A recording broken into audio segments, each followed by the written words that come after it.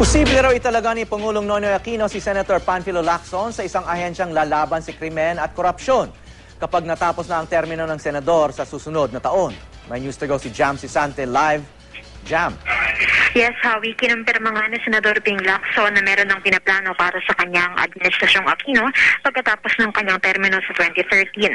Sa isang text message, sinabi ni Lacson na nagpadala ng mensahe si Pangulo Aquino na may balak ang Pangulo na italaga siya bilang pinuno ng isang ahensya sa ilalim ng Office of the President na lalaban sa krimen at korupsyon.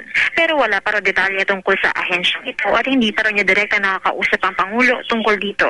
Kahapon, habang ine-endorse ni Pangulong Aquino ang pagtakbo ng anak ni Lacson bilang Vice Governor ng Cavite, sinabi ni Pinoy na panahon na para kausapin niya sa Senador Lacson tungkol sa magiging papel nito sa administrasyon pagkatapos ng kanyang termino bilang senador. Naniniwala daw si Pangulong Aquino na maibabalik ni Lacson sa tuwid na daan ang mga lumihis mula rito. Si Lacson ay PNP Chief ng Estrada Administration. Dati nang napapabalita ang itatalaga si Lacson sa pwesto sa gobyerno pagkatapos ng kanyang termino sa susunod na taon. At yan muna ang latest mula dito sa Senado. Maraming salamat, Jam Sisante.